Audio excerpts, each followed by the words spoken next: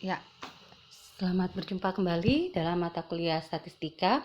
Kali ini kita akan membahas mengenai analisa korelasi, determinasi, dan uji hipotesis dari contoh kasus dengan bantuan SPSS. Selama 1 bulan ini kita mempelajari secara terpisah mengenai korelasi, mengenai persamaan regresi ya, termasuk di dalamnya determinasi dan uji hipotesis. Nah, kali ini kita menggabungkannya dari satu contoh kasus ya.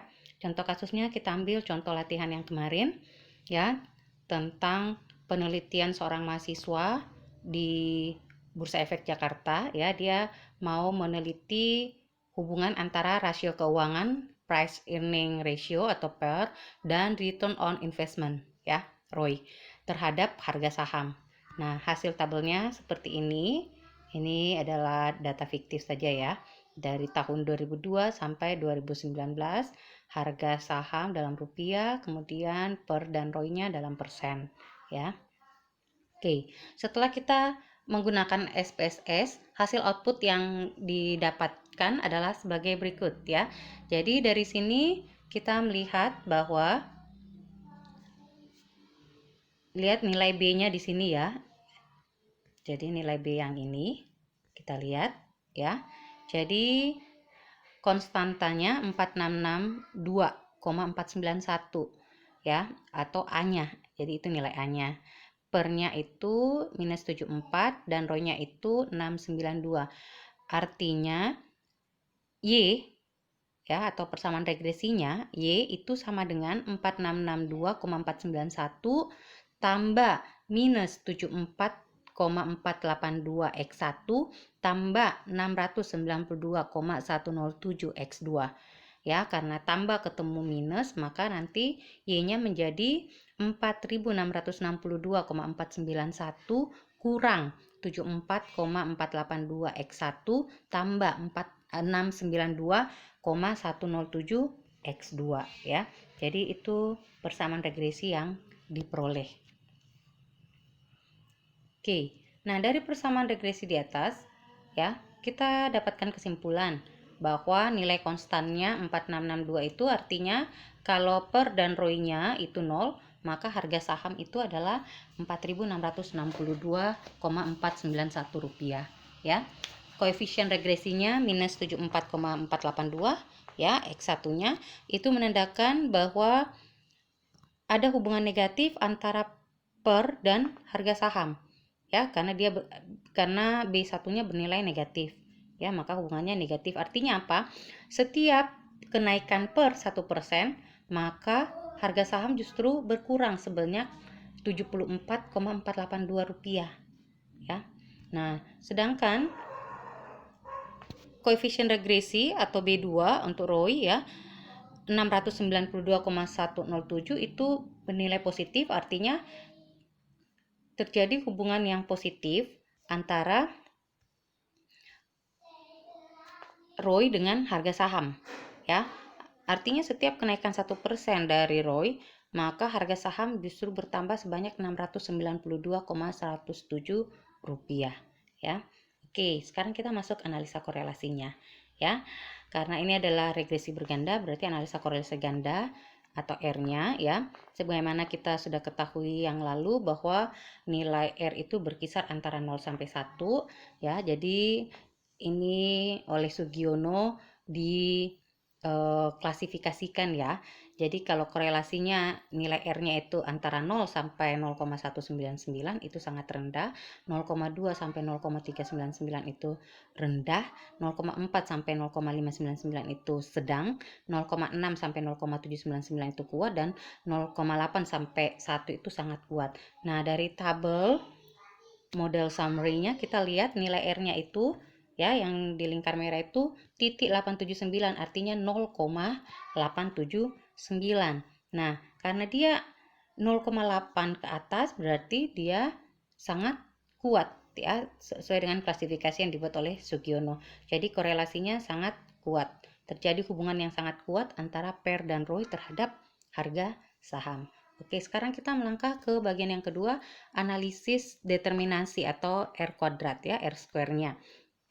Nah, sebagaimana kita sudah ketahui yang lalu bahwa nilai R kuadrat itu ya sama juga ya antara 0 sampai 1 ya.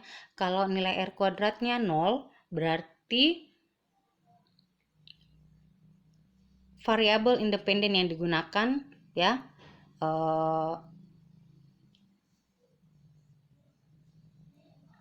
tidak memberikan sumbangan pengaruh ya terhadap variabel dependen ya. Sedangkan kalau R kuadratnya sama dengan 1 artinya apa? Sumbangan pengaruh yang diberikan oleh variabel independen terhadap variabel dependen itu sempurna, artinya sangat mempengaruhi ya. Oke. Kalau 1 itu berarti 100%, kalau 0 berarti 0% ya. 100% 100/100 1 kan. Oke. Nah, dari tabelnya kita dapatkan R square-nya itu ya analisa determinasinya itu 0,772. Titik 772 artinya 0,772 atau sekitar 77,2%. Ya, cukup tinggi ya. Berarti Per dan Ro itu mampu menjelaskan mengenai harga saham itu sebanyak 77,2. Sedangkan sisanya masih ada 100 kurang 77,2 ada 22,8% itu dipengaruhi oleh variabel-variabel lain yang tidak masuk dalam penelitian ini. Oke. Sekarang kita melangkah ke uji hipotesisnya. Kita sudah menggunakan uji hipotesis T ya, kita sudah belajar uji hipotesis set dan T. Nah, sekarang kita lihat kalau uji hipotesis T itu adalah uji koefisien regresi secara parsial. Secara parsial artinya dia terpisah-pisah satu persatu ya, separuh-separuh. Parsial itu artinya separuh ya. Jadi yang pertama kita lihat uji T untuk pernya dulu ya, pengujian koefisien regresi variabel pernya X1 ya. Nah, caranya jadi lihat di sini berdasarkan tabel ini yang ditampilkan di sini adalah tabel T hitung. T hitung untuk X1 itu sebesar min 1,259 dan T hitung untuk X2 adalah 5,964 ya. Oke, sekarang untuk X1-nya dulu untuk per ya. Jadi yang pertama kita sama yang lalu ya. Pertama tentukan dulu hipotesisnya. Hipotesis awalnya H0 adalah secara parsial ya, tidak ada pengaruh signifikan antara per dan harga saham. Nah, hipotesis alternatifnya bahwa secara parsial ada pengaruh. Jadi yang satu tidak ada pengaruh, yang alternatifnya adalah ada pengaruh antara per dan harga saham. Oke. Tingkat signifikansi yang digunakan adalah 5%, alfanya 5%, dan berdasarkan T hitung tadi pada tabel itu min 1,259. Nah, sekarang kita mau menentukan T tabel ya. Jadi T tabelnya itu kemarin saya sudah perlihatkan kalau sudah ada tabelnya ya dalam bentuk tabel. Nah, tabel itu kalau misalnya kita tidak memiliki tabelnya maka kita bisa menggunakan Microsoft Excel untuk membantu menentukan nilai T tabelnya ya. Nah, perhatikan di sini ya, alfanya 5%. Kalau dengan cara hitung yang kemarin berarti karena dia uji dua sisi ya, tanda sama dengan atau tidak sama dengan tadi kan di atas toh. Nah, tidak ada dan ada itu berarti sama dengan dan tidak sama dengan ya. Oke, jadi uji dua sisi berarti dibagi 2,5%. Tapi nanti kalau kita menggunakan Microsoft Excel, kita tidak perlu lagi bagi 2 5%-nya ini, tetap kita tulis 5% alias 0,05. Karena apa? Karena rumus pada Excel itu dia sudah otomatis ya.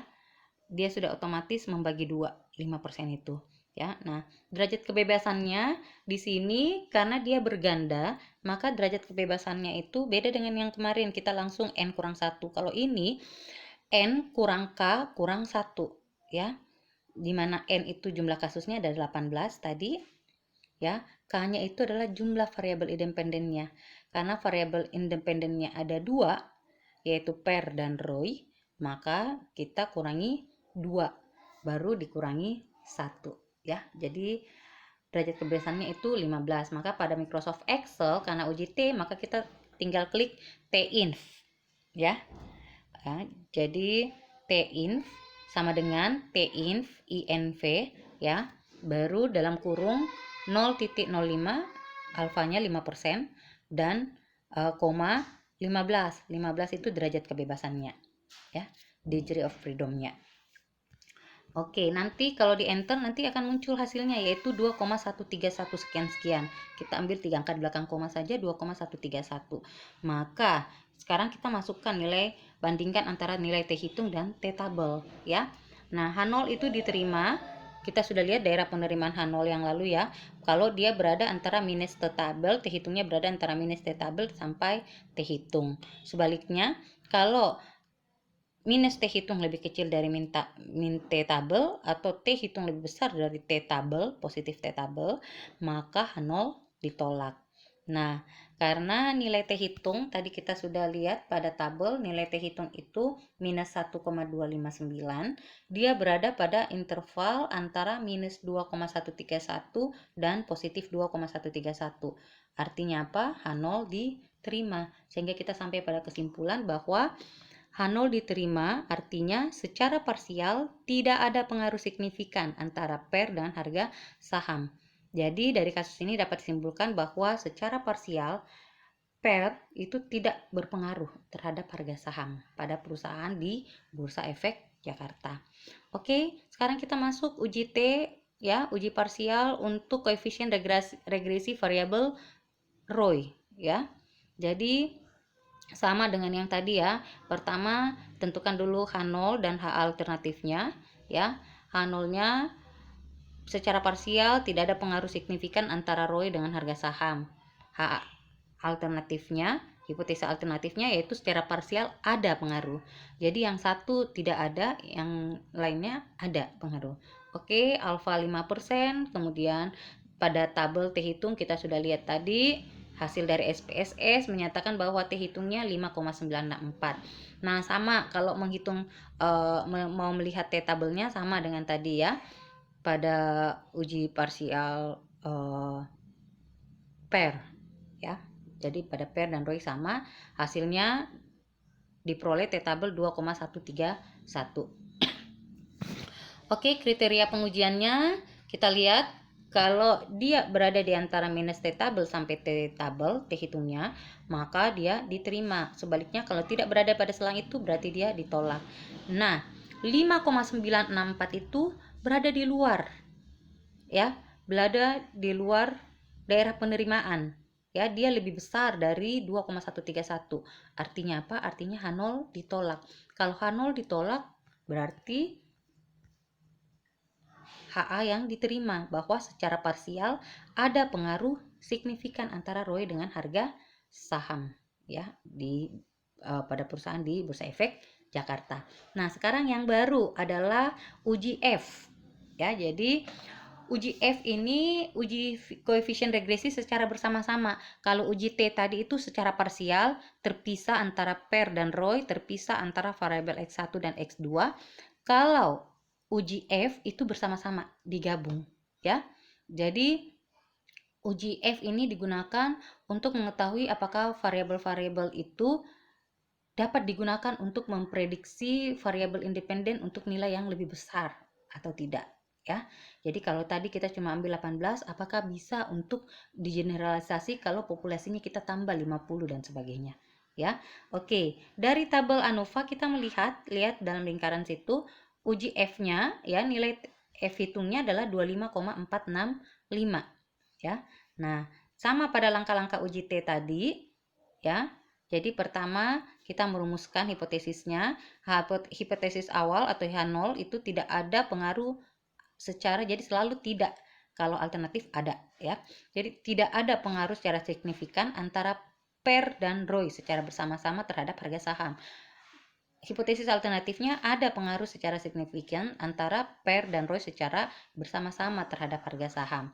Oke, kita lihat alfanya 5%, ya. Ini adalah standar yang biasa digunakan dalam penelitian, ya. F hitungnya tadi 25,465. Sekarang kalau pada F tabel, ya. Jadi alfa sama 5%. Nah, derajatnya ini kita lihat, ya. DF1, ya. DF1 itu adalah jumlah semua variabel dikurangi 1. Jumlah semua variabel, ada harga saham, ada pair, ada ROI, berarti ada 3. Dikurangi 1 berarti 2, ya. Nah, DF2-nya itu adalah N kurang K kurang 1 sama tadi ya, yaitu 15. Oke, jadi caranya yaitu kalau pada Microsoft Excel untuk mencari F table, caranya yaitu ketik sama dengan baru FINV, FINV ya, kemudian dalam kurung alfanya 5%, 0,005, derajat kebebasan 1 yaitu 2 ya, jadi 2, kemudian derajat kebebasan 2 yaitu 15 nih ya, jadi 0,05 kurang 2, 15 baru enter, nanti hasilnya 3,683. Nah, kriteria pengujiannya sangat mudah ya. Kalau F hitung lebih kecil dari F tabel, maka H0 diterima. Sebaliknya, kalau F hitung lebih besar dari F tabel, maka H0 ditolak. Karena F hitung tadi 25, sedangkan F tabel cuma 3, berarti F hitung lebih besar dari F tabel. Karena F hitung lebih besar dari F tabel, berarti H0 ditolak. Ya. Nah, kalau H0 ditolak berarti H alternatif yang diterima. Apa itu H alternatif tadi? H alternatif bahwa ada pengaruh secara signifikan antara pair dan ROI secara bersama-sama terhadap harga saham. Ya. Oke. Demikian materi kita mengenai analisa korelasi, determinasi, dan uji hipotesis dari sebuah contoh kasus. Silakan dipelajari baik-baik, dipahami. Sekian untuk hari ini, sampai jumpa pada pertemuan kita selanjutnya. Salam sehat selalu.